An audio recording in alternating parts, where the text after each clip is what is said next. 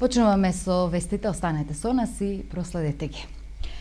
Се образуваат, се школуваат во Македонија, а среќата за подобар живот ја гледаат надвор од границите на Македонија. Па така над 1800 македонци во првите 6 месеци од годината добиле работна виза за Германија. Само во оваа држава во просек месечно се иселуваат по 300 млади лица. Се почесто заминуваат и во скандинавските, но и во другите европски земји. Бранот потрага по подобра екзистенција во некоја од европските земји не стивнува. Податоците покажуваат дека во првите 6 месеци од оваа година над 1800 македонци добиле работни визи во Германија. Или во просек, месечно од државата си заминуваат по 300 млади лица.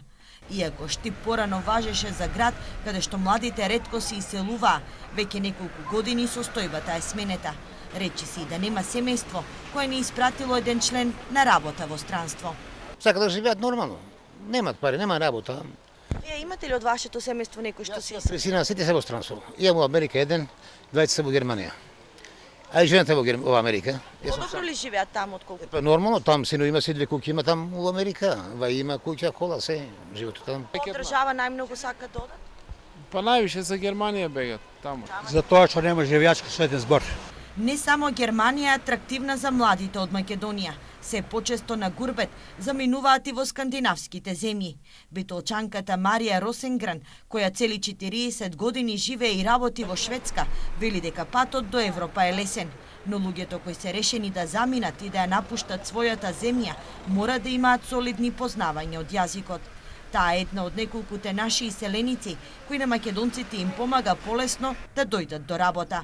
Последните 4-5 години нагло има промена. Многу наши македонци има дојдено во Шведска и Норвешка, Данска.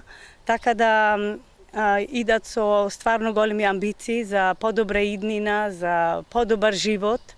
Најчесто во странство заминуваат лекари и медицински сестри, како и друг стручно квалификуван кадар.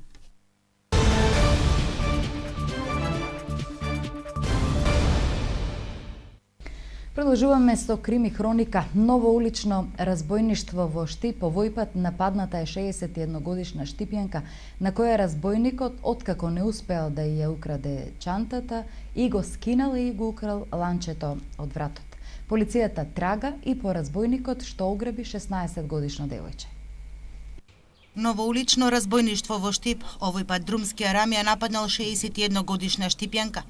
Немилиот настан се случил вчера околу 19 часот на улицата Партизанска во Штип, во близина на автобуската станица.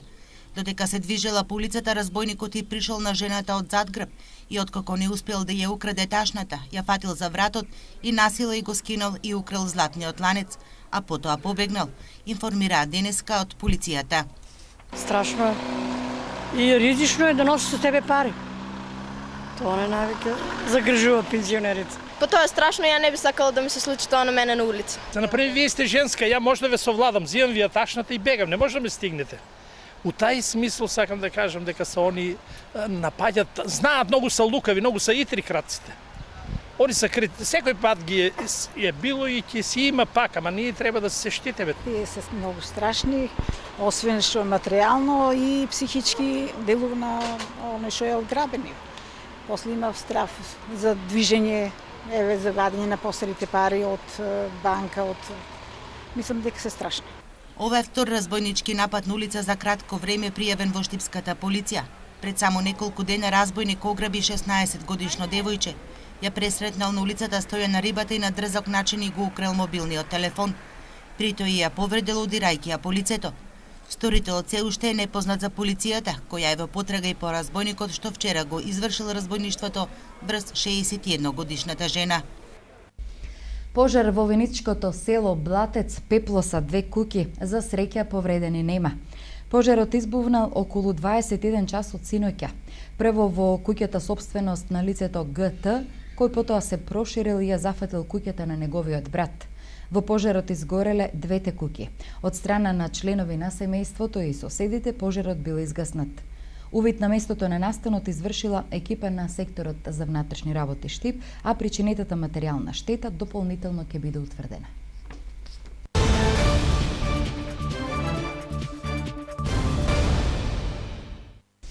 Универзитетот Гоце Делчев Штип и Центарот за развој на Источнопланскиот регион работат на заеднички проект за изработка на иновативна веб страница и апликација за мобилни поефикасни комуникации. Центарот за развој на Источнопланскиот регион во соработка со Универзитетот Гоце Делчев во Штип работи на иновативен проект за изработување на веб апликации. Проектот оди во прилог на локалната самоуправа и бизнис секторот. Да се промовира иновативноста, да се вклучат повеќе млади кои работат на иновациите и за таа цел е склучен договор, односно меморандум за соработка со Универзитетот Гоце Делчев и се ангажирани студенти во самата реализација. Значи, 4 студенти има можност да почнат еден проект, реализација на една софтверска апликација која ја започнуваат од нула до целосна промоција на апликацијата. Како краен продукт имаме веб апликација која ќе ја користат единиците на локална самоуправа и ќе биде достапна за сите потенцијални инвеститори во Источнопланскиот регион. На иновативните активности работат млади луѓе, студенти, а сите активности се реализираат во лабораторијата за дигитални ресурси и отворен пристап на Универзитетот Гоце Делчев.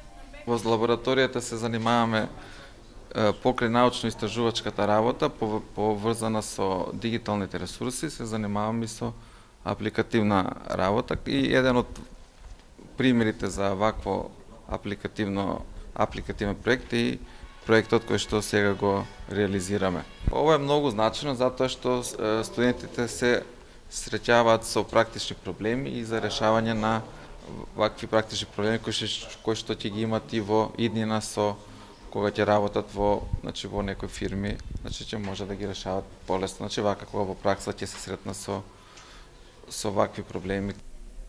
Студентите учесници во проектот задоволни од тоа што го изработија преку веб апликациите. Сметам дека многу ќе им помогне на луѓето од бизнис секторот, оние што сакат да инвестираат, па дури луѓе од странства. Не беше тешко, но сепак во целиот процес на изработка се доаѓавме до некои предизвици кои што беше многу интересно да пробаме да ги решиме со наша помош, со сите кои што работевме на проектот. Главната активност на проектот Бизнис Центар Клик е изработка на иновативна веб страница апликација за мобилни поефикасни комуникации.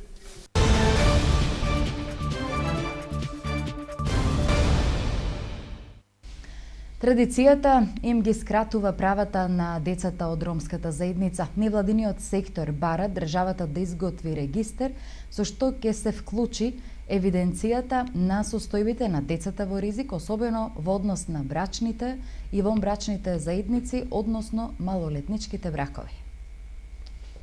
Од 14.000 бракови колку што годишно се склучуваат во државата, 13% се помеѓу лица под 18 години. Ова би значело дека годишно се склучуваат над 1800 детски бракови. Ова се податоците што денес ги презентираше невладиното Сдружение Рома. За жал, велат од Сдруженијето, ова се бројки кои се однесуваат за 2012 година, предпоставувајќи дека процентот на склучени детски бракови е многу поголем. Самата ова бројка е доволно алармантна за да институциите превземат поригорозни мерки во смисла на справување на овие случаеви, бидејќи сепак станува за деца и станува збор за повреда на нивните права. Меѓутоа, до денес ние не идентификуваме дека ниту една институција има превземено соодветни мерки и дека се намалени бројот на вакви брачни заедници. Морам да потенцирам дека и оваа бројка се однесува на регистрираните брачни заедници, од друга страна, вонбрачните заедници кои што се почести во ромските заедници воопшто не се регистрирани од ниту една институција на системот и воопшто нема спроведено ниту една постапка за превенција или санкционирање на ваквите случаеви. Во студијата Сивата зона помеѓу традицијата и правата на децата се укажува на фактот дека поради склучување на бракови, најголем број од децата ги напуштаат училишните клупи, со што не се и почитува законот за задолжително средно образование. Да се хармонизира пред се постојаното законодавство, со што ќе се помести границата од 16 на 18 години на лицата кои што ќе склучуваат вакви вонбрачни заедници спротивно на предвидените законски норми, истите да можат да се санкционираат, односно да може да постапува Министерството за внатрешни работи и Основно јавно обвинителство. Втората наша препорака се однесува на проширување на збирката на податоци во Законот за средно образование, каде што ќе треба по службена должност да се прибираат сите оние податоци за лицата кои што се осипуваат од средно училиште. Во 2011 година УНИЦЕФ има спроведено мултииндикаторско кластерско истражување, според кое бројот на млади девојки на возраст од 15 до 19 години е неизразен кај ромската популација и изнесува 22%. Актуелности од сферата на аграрот. Есенската сеидба ќе доцни. Сушата ја пролонгира за најмалку 1 месец. Врнежите од дожд што паднаа во регионот на Штипско се недоволни земјоделците да отпочнат со подготовки и во оптималните рокови да го посеат јачменот, а потоа и пченицата. Земјоделците во Штипско и Карбинско доцнат со есенската сеидба. Сушата ги спречи да ги подготват нивите за сеидба на јачменот. Од планираните 2500 хектари со оваа житна култура, реализирани се само 5% во септември. Сеидбата во Штипско не е почната, ќе се пролонгира за одреден период, велат од Агенцијата за поттик и развој на земјоделството. Зешката сеидба после самите се сведоци на едно долготрајна суша, така да кажеме, немаше услови за добра обработка на почвата и за да има оптимални услови за сеидбата. Првите дождови кои денес паднаа, кој ден ще падна, пак не дава моментално услови за поради самата влага, за ескасење, но добродојдени се, затоа што почвата ќе добра оптималната влага и ќе може навреме да може да опуште есенската сеидба. Се очекува подобрување на времешките услови, со тоа и почеток на есенската сеидба. Врнежите кои денови веќе има во регионот се недоволни за почеток на сеидбата. Почвата е сува, не може добро да се обработи.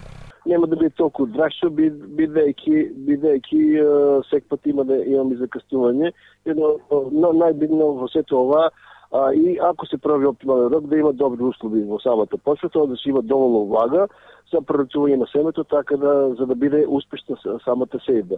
Бидејќи и да се спазва оптималниот рок, доколку немаме оптимални услови во самата почва, влага и топлина, тоа ќе и сеидбата ќе биде многу полоша. Порано сеидбата на јачменот завршуваше до 20 октомври, до 15 ноември се сееше и пченицата. Сега оптималните рокови за сеидба се поместуваат. Според познавачите, ова се должи на климатските промени. Доцното засејување не е добро за земјоделците. Однапред знаат дека ќе им се зголемат трошоците на производство. Во самата сеидба ќе употребат повеќе семенски материјал на единица површина, ако не сакаат да жнеат со намалени приноси. Земјоделците на истокот ќе мора да се адаптираат на климатските промени. Во Штипско поголем дел од нивите чекаат на обработка. Во Кочанско дождовите ја прекинаа жетвата на оризот, која во атарот на Крупиште не е ниту започната. Едукативно-хуманитарната организација ЕХО Штип започна да ги реализира работилниците за правно описменување на граѓаните. Едукативно-хуманитарната организација ЕХО Штип работи на проектните активности поврзани со пристапот до правда. Планирани се 10 едукативни сесии за правно описменување на граѓаните, а се однесуваат на темите за работничките права и правата од остварување на социјалната заштита. Веќе работилниците се реализирани со текстилните работнички. Прв пат стартувавме со ваква една сесија во Штип. Се одржа сесијата за правно описменување на тема работнички права. Учесници беа нашите текстилни работнички и лица кои што бараат работа. Беа опфатени оние најчести проблеми со кои што се соочуваат вработените и невработените, значи користењето на годишниот одмор, начинот, должината на истиот, кога, како се користи, правото на исплата на надоместоци на плата, остварувањето на тие надоместеци, нивната заштита во случај кога не им се исплатени, прековремената работа, отказ, незаконитите откази и синдикалното здружување. Секако ќе се реализираат работилници и за социјална заштита во Штип, но и во останатите градови, но во меѓувреме граѓаните во канцеларијата на ЕХО секојдневно се информираат за нивните права поврзани со правното описменување. Правното описменување не се прави само на сесии, туку секојдневно ни секојдневната работа во властеното здружение, во ЕХО, секојдневно граѓаните не само што добиваат информации како да ги заштитат и острат своите права, туку им се врши своевидна едукација за останатите права за кои што се заинтересирани или со кои што би можеле да се соочат во секојдневието. Значи, тоа се општи правни информации, иницијални совети, правен совет за тоа како да заштитат конкретно право. Инаку едукативно-хуманитарната организација ЕХО продолжува и со активностите поврзани со правото на граѓаните, но се однесуваат за правото од семејно насилство и други права кои се поврзани со социјалната категорија. Овде е крајот на информативната емисија, но не ја менувајте програмата, останете во продолжение со содржините на Ирис телевизија и имајте пријатна вечер.